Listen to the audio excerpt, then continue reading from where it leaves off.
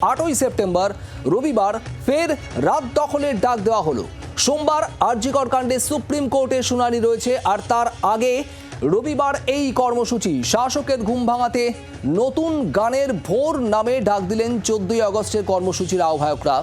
9ই September সোমবার দিন দখলেরও ডাক দেওয়া হয়েছে, অর্থাৎ রবিবার রাত দখল আর তার পরের দিন সোমবার দিন দখলেরও ডাক দেওয়া হলো।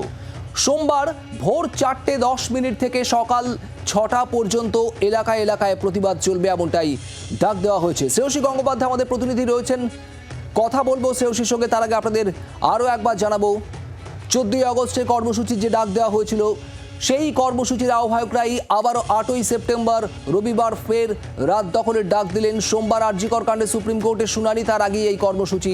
শাসকের ঘুম ভাঙাতে নতুন গানের ভোর নামে এই কর্মসূচির ডাক দিয়েছেন 14ই আগস্টের কর্মসূচির আহ্বায়করাই। একদিকে 8ই সেপ্টেম্বর রবিবার রাত দখলের ডাক দেওয়া হয়েছে, আর সেই সঙ্গেই তার পরের দিন 9ই সেপ্টেম্বর সোমবার দিন দখলের ডাকও দেওয়া হলো। সোমবার ভোর 4:10 থেকে সকাল 6টা পর্যন্ত এলাকায় এলাকায় প্রতিবাদ চলবে, অর্থাৎ একদিকে রাত দখলের ডাক, আর রাত পোহানোর পর পরের দিন ভোরবেলাতেও প্রতিবাদের কর্মসূচির ডাক দেওয়া হচ্ছে। আপনাদের জানাবো, সোমবারই শুনানির দিন ধার্য হয়েছে সুপ্রিম কোর্টে।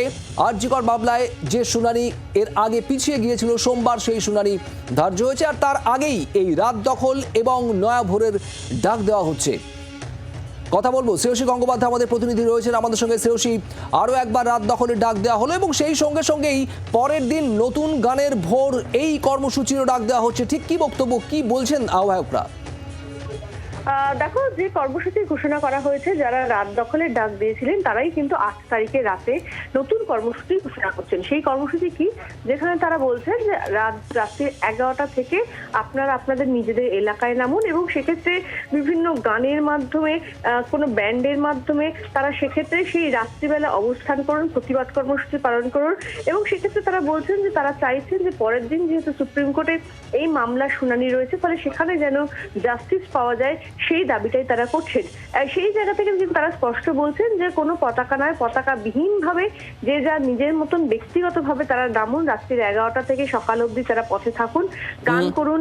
বিভিন্ন ব্যান্ডকে তারা আহ্বান জানাচ্ছেন, ব্যক্তিগতভাবে কোনো শিল্পী যদি এসে গান করেন সেটাকেও তারা আহ্বান জানাচ্ছেন। এবং যেহেতু পরের দিন সোমবার আমরা জানি সুপ্রিম কোর্টে এই মামলার শুনানি রয়েছে, সেই জায়গা থেকে তারা জাস্টিসের দাবি নিয়ে কিন্তু এই কর্মসূচি ঘোষণা করছেন।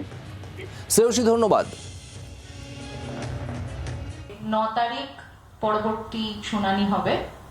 9 তারিখ পড়ে গেলে যে ঘটনাটি ঘটেছে আরজিকরে, তার 1 মাস পূর্ণ হচ্ছে।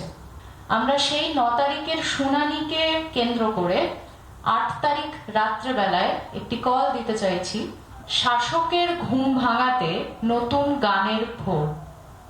আমাদের বাংলার যত নতুন গানের ব্যান্ড রয়েছেন, ব্যক্তি শিল্পীরা রয়েছেন, তাদের সবাইকে আহ্বান জানাচ্ছি যে তারা 8 তারিখ রাত্রেবেলায় নিজ নিজ এলাকায় জড়ো হন। আবার রাত্রেবেলায় নতুন গানের ভোরে আমরা এই শাসকের ঘুম ভাঙানোর দিকে এগোই। বাংলার আওয়াজ, বাঙালির আবেগ, জি 24 ঘন্টা।